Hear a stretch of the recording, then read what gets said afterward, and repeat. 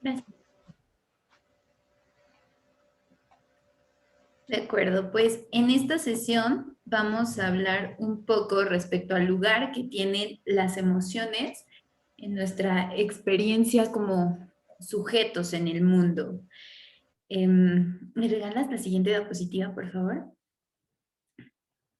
Lo primero que habría que mencionar es que el ser humano pues tiene posibilidades, tiene capacidad de actuar ante determinadas cosas y ante otras no. Simplemente es receptor, digamos. Ajá, entonces aquí vamos a hacer la distinción precisamente entre acción y pasión. ¿Me regalas la siguiente diapositiva, por favor? Gracias. Bueno, pues el ser humano ya habíamos hablado un poco respecto a sus características por nuestra propia naturaleza. Nosotros tenemos la posibilidad de actuar, de decidir, a diferencia, por ejemplo, de los animales. Si bien tenemos muchas cosas en común con ellos, los animales, por ejemplo, pues están sujetos a sus instintos, a las leyes de sus instintos, ¿de acuerdo? Ahora, el ser humano no, el ser humano tiene voluntad, tiene intelecto, ¿bien? Eh, entonces podríamos decir que tiene el principio de su agencia pues en sí mismo. Ajá, ahí podríamos hablar también pues de esta responsabilidad que implica el tener voluntad. De acuerdo, hay que también tomar en cuenta que, que precisamente por eso hay diversidad de pensamientos y diversidad de personas, de personalidades incluso, ¿no? De cómo se manifiesta eh, esta individualidad, precisamente porque cada ser humano pues tiene una biografía distinta. Sí, pero también es cierto que podríamos encontrarnos con seres humanos que tengan quizá experiencias muy similares, sin embargo, su interpretación de ella es muy distinta. Ajá. Entonces, sus decisiones ante esa situación también van a ser distintas y eso es lo que hace toda la diferencia, ¿de acuerdo? Es un ejemplo precisamente pues para mencionar cómo se puede pues vaya, el ser humano se va haciendo a través de sus decisiones. Ajá, las experiencias, por una parte, no siempre las podemos controlar, sin embargo, tenemos esta agencia, ¿no? Lo que hablábamos, la capacidad de impactar. Ahora, ¿me regalas la siguiente diapositiva, por favor? Bien, entonces, precisamente cuando hablamos de primera gente, nos referimos a que es el, el primero que en quien nace la acción, en quien nace esa decisión. No viene de ningún otro lugar más que de él mismo el decidir hacer algo. Bien, precisamente en la acción hablamos de cómo interviene pues la voluntad. Ajá. Bien, tenemos por otra parte eh, que Aquí también las... podemos hacer una pequeña aclaración sobre esto de ser primera gente. Esto significa que el ser humano, es decir, que el ser humano tenga calidad de primera gente, quiere decir que hay una cierta diferencia, una diferencia fundamental entre el ser humano y los otros seres, principalmente las plantas y los animales. ¿Por qué?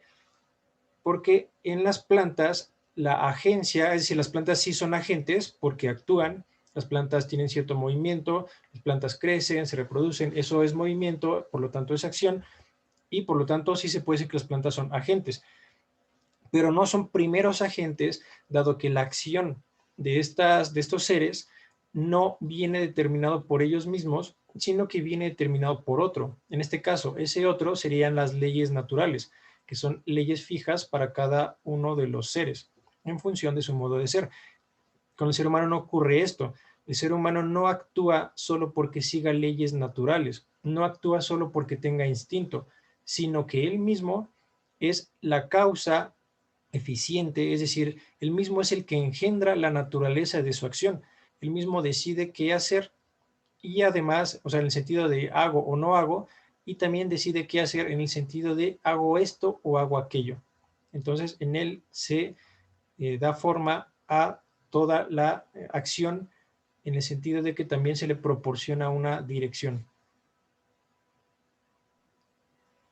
De acuerdo, gracias. De esto se sigue, podemos hablar precisamente pues de esta responsabilidad del ser humano que tiene ante esa capacidad de decidir, el tomar decisiones. Bien. Em, por otra parte, es importante mencionar precisamente que justo hay cosas que vienen del exterior ante las cuales el ser humano pues no puede hacer nada para que sean o no sean. Sin embargo, su capacidad de decidir cae exclusivamente pues en el intelecto y en la voluntad, ¿de acuerdo? Entonces, em, vaya, estas decisiones pues solamente las puede tomar en la voluntad, aunque con la sensibilidad vaya, capte cosas. Bien, ¿me regalas la siguiente diapositiva, por favor?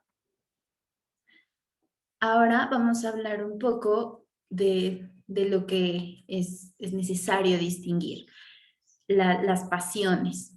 Bien, estamos hablando de que ante estos estímulos, ante la reacción ante determinados estímulos, simplemente somos receptores. Ajá. Podríamos hablar que somos receptores frente a un movimiento, entendiendo movimiento como un cambio. Bien, entonces en este sentido, pues el ser humano es aquel que recibe el movimiento, que es movido, pero no es quien mueve. Ajá, en la voluntad es quien causa ese movimiento. Ajá, en la pasión no actúa la voluntad, simplemente recibe. ¿De acuerdo? Ahora, tenemos ejemplos pues muy claros que todos hemos sentido y hemos vivido, como lo es el sentir tristeza, el sentir ira, incluso el tener alegría, o podríamos hablar también, por ejemplo, del enamoramiento. Si bien es un poco más complejo, ¿por qué? Porque ante qué somos pasivos en el enamoramiento, ante las características de determinada persona que nos atraen. Ajá, porque nosotros somos especialmente sensibles ante esas características. Ahí tendría que ver específicamente, por ejemplo, en el enamoramiento, pues es el plano de lo sensible y lo emotivo. Ajá, por eso hay una atracción en ese plano en cuanto a emociones. Es decir, nos puede atraer la forma de pensar de alguien, pero también quizá por nuestra educación nos atrae cierto fenotipo de personas, quizá. Bien, entonces, eh, eh, esa es la parte en la que somos pasivos. Bien, eh, para esto, pues ya hemos mencionado que son reacciones ante estímulos, no depende del individuo el sentirlas o no. Sin embargo, más adelante pues vamos a especificar de qué manera sí se pueden y se deben sujetar pues al intelecto y a la voluntad. Bien, ¿me regalas la siguiente diapositiva, por favor? Gracias.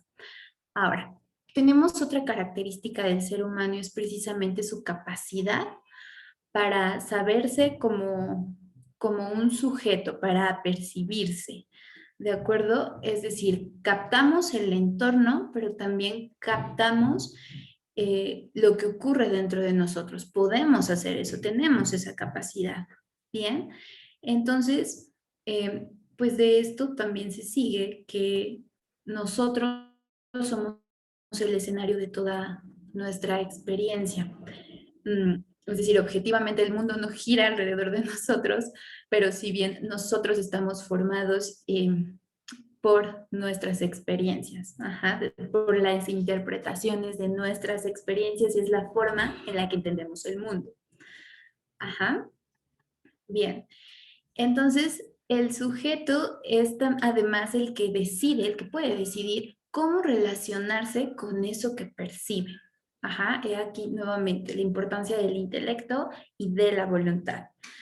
Bien, entonces para esto es súper importante justo esta parte de la disposición al autoconocimiento y a la reflexión. Bien, porque pues podemos tener agencia en el mundo por medio de nuestras decisiones al relacionarnos con él, pero además tener agencia sobre nosotros mismos. Ajá, por lo que habíamos mencionado respecto a que somos el escenario de nuestra experiencia.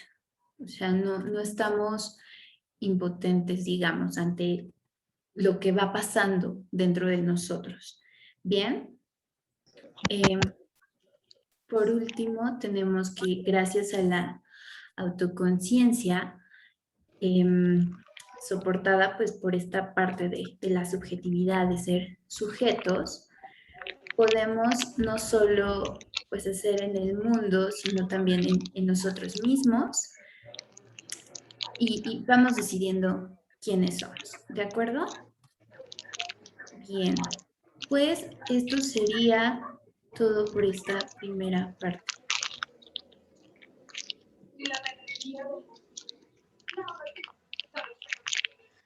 Bien, la segunda parte de esta exposición va a tratar sobre el lugar de las emociones, el lugar que las emociones tienen en la vida y en el desarrollo del ser humano.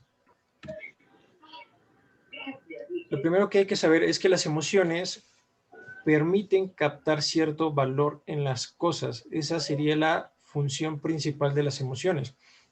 El ser humano tiene un tipo muy particular de vivencias o experiencias que, pues, como particular, pues es algo que no comparte con las plantas ni los animales, tratándose de los seres vivos. Y este tipo de experiencias son lo que se llama recurrentemente en filosofía y en teología la experiencia espiritual, que es un modo de vivir, un modo de experimentar las cosas en el que todos los seres y todas las experiencias que tenemos y hemos tenido se articulan en una sola unidad de sentido. Entonces, cuando nosotros nos encontramos frente a esta unidad de sentido, a través de la contemplación, o sea, a través del darse cuenta de que yo estoy en un mundo que de alguna manera me invade, un mundo en el que yo tengo que encontrar cuál es mi papel para saber hacia dónde tengo que ir, para saber bajo qué parámetros o criterios me voy a conocer a mí mismo y voy a conocer los demás seres, es decir, en qué cajones voy a meter cada una de las experiencias y de las cosas que sean parte de mi entorno. Bueno, todo esto es en lo que consiste la experiencia espiritual, que al mismo Perdón, tiempo, ¿puedes parar tantito la grabación, por favor? ¿sí? Gracias. Decía que la experiencia espiritual es una vivencia que invade a toda nuestra persona porque es una forma en la que se colorea todo nuestro mundo interior. Y gracias a la experiencia espiritual es que el ser humano puede tener conciencia de que tiene un sentido o de que por lo menos hay un sentido por el cual debe preguntarse, ¿por qué estoy aquí en el mundo y para qué, hacia dónde voy? Ahora, esta experiencia, que es la experiencia espiritual, es posibilitada gracias a las emociones, porque las emociones, como decía, nos permiten captar valor en las cosas. Esto es diferente de lo que haría el intelecto como un conjunto de facultades que sería captar la verdad, captar la realidad. Bueno, pues hay una parte muy concreta de la realidad que se capta a través de las emociones. Ahora, así como la inteligencia puede fallar y puede no siempre estar captando la realidad porque tiene algún defecto, lo mismo ocurre o puede ocurrir con las emociones. Es decir, no siempre lo que estemos captando a través de ellas, no siempre lo que percibamos del mundo a través de ellas se va a corresponder con la realidad exterior. Esto quiere decir que yo puedo estar experimentando emociones por ejemplo, de alegría ante alguna experiencia que yo tengo, pero no siempre el valor que yo estoy captando ahí y por el cual estoy experimentando esa alegría se va a corresponder con un estado de cosas objetivo que justifique o que sea término real de lo que yo estoy sintiendo. Un ejemplo es el caso de los psicópatas que pueden llegar a experimentar cierto placer, podríamos decirle cierta forma de alegría ante el sufrimiento que ellos mismos le infligen a otra persona. En este caso, sí podemos decir que hay un cierto valor que está captando o un cierto valor que está experimentando, pero este valor no se está correspondiendo con un valor objetivo, porque en la realidad está ocurriendo más bien una situación a la que podríamos calificar como situación de disvalor. Es decir, es una situación que se está degradando. Es un conjunto de males en tanto que son privaciones. Cuando se le está infligiendo el sufrimiento a la persona se le está privando de muchas cosas. Yo mismo, de hecho, si yo le inflijo por placer ese sufrimiento a la persona, yo mismo me estoy privando de lo que serían los bienes perfectivos de mi propia voluntad. Estoy denigrando mi propia voluntad al caer en este mal moral de hacerle daño a propósito y sin más sentido que el de buscar un placer mío a través de hacerlo. En este caso, podemos decir que ese valor que se está captando es únicamente un valor subjetivo, es decir, es un valor que únicamente está dentro de mí, que únicamente lo estoy percibiendo yo y nadie más. Es un valor que sería, por tanto, completamente incomunicable, porque solo se está dando dentro de mí. Muy diferente sería si yo experimento alegría ante una situación que objetivamente debería causarla. Por ejemplo, si yo tengo una reunión con mi familia después de muchos años de no haberla visto, esta reunión sí tendría el justificante objetivo, el justificante real de hacerme experimentar alegría. De hecho, este tipo de experiencias que se viven gracias a las emociones también tienen mucho que ver con la conciencia moral. Y de la misma forma que en cuestiones de moral, para que podamos hablar de un acto moralmente bueno, tiene que haber una correspondencia entre mi voluntad y entre la razón, y todo esto con la realidad, pues del mismo modo tiene que haber una correspondencia para hablar de un valor objetivo o de la percepción de un valor objetivo. Tiene que haber esa correspondencia entre mi emoción y un conjunto de circunstancias que serían el objeto real, extramental, que sean causante de ese valor que yo estoy percibiendo a través de mis emociones. Se entiende también que las emociones no siempre van a ser placenteras. Así como la inteligencia, lo que percibe de la realidad no siempre es algo grato, pero sin embargo puede ser verdadero, pues del mismo modo las emociones podrían captar una situación de disvalor, lo cual también se puede decir como captar algún tipo de valor en las cosas, pero que no sea placentero. Tal es el caso del miedo.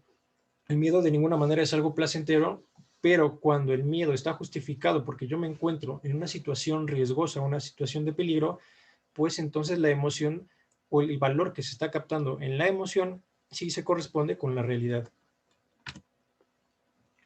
Y bueno, ahora vamos a hablar un poco sobre la educación o el papel de las emociones dentro de la educación. En nuestros días ocurre mucho que la educación se quiere dirigir hacia hacer sentir bien a las personas.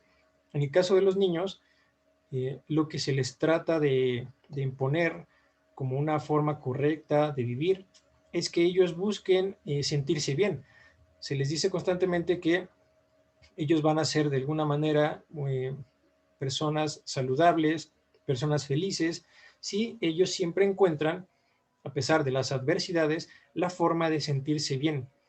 Ahora, no está mal enseñarles a los niños que el sentirse bien es algo bueno. El problema es cuando se les enseña que ese sentirse bien, es decir, cuando se les trata de orientar a hacer uso de sus emociones o a entender sus emociones como que siempre deben estar dirigidas únicamente a ese valor de sentirse bien, o sea, sentirse bien como si fuera el objetivo o la meta del ser humano.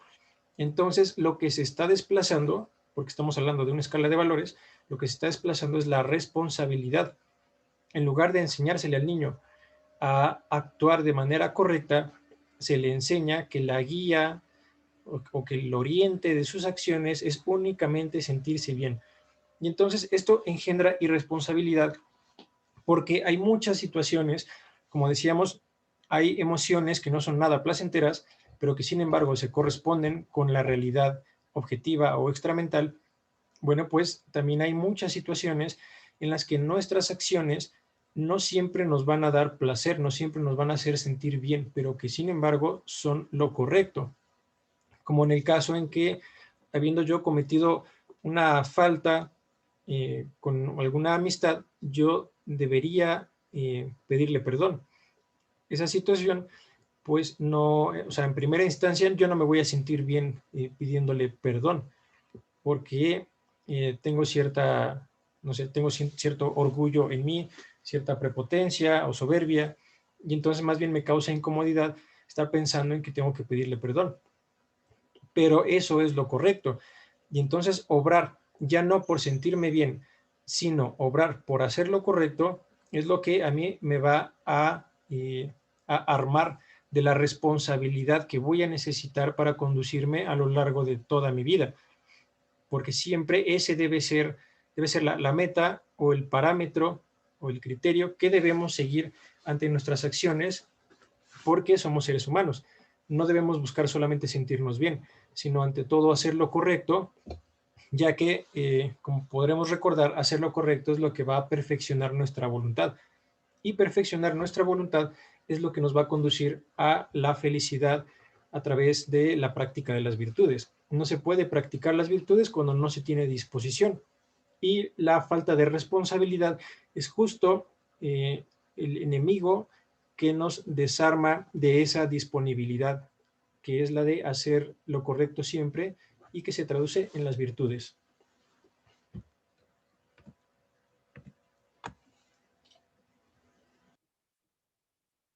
Ay,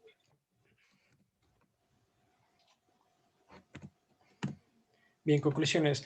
La primera conclusión de esta sesión es que la acción tiene primacía sobre la pasión, precisamente porque la acción es aquello dentro de lo cual nosotros podemos hacer cosas. Con la pasión, dado que somos pasivos, no podemos hacer nada.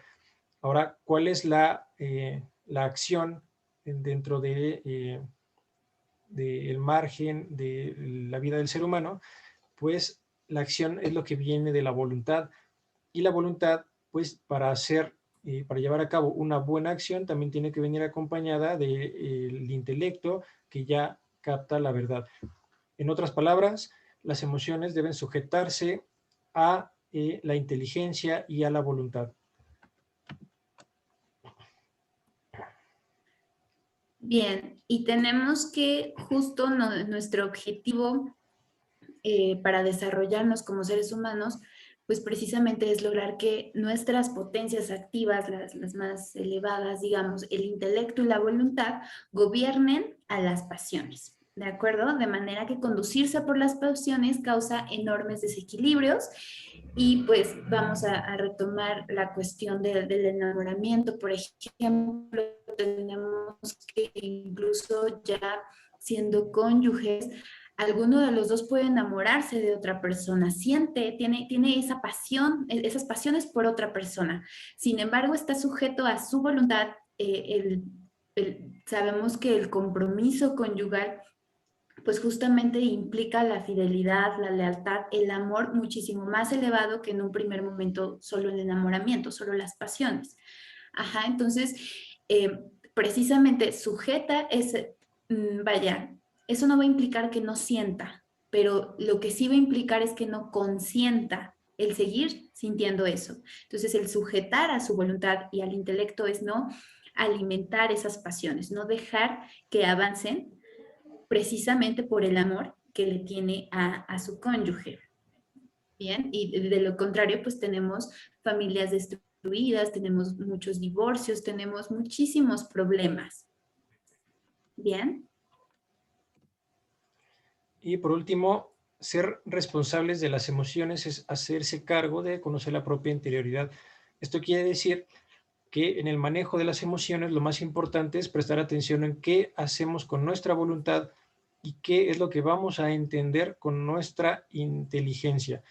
Y pues lo que tenemos que entender siempre es la verdad. Eso es lo que debemos buscar ante todo, y nuestra voluntad siempre debe tender hacia el bien. Una vez que nosotros nos dispongamos en todo momento a seguir esa línea de perfección de la inteligencia y de la voluntad, vamos a comprender mejor también nuestro propio interior a la hora de reflexionar. Y esto es lo que nos va a permitir el desarrollo de las virtudes necesarias para poder encaminar adecuadamente las emociones. Bueno, con eso terminamos la sesión de hoy. Les dejamos aquí nuestro contacto en caso de que quieran hacernos algún comentario o hacernos alguna pregunta. Y les recordamos que vamos a llevar a cabo un taller acerca del sentido del sufrimiento que inicia el 8 de julio. Va a ser los jueves a las 4 de la tarde por este mismo medio, por Zoom.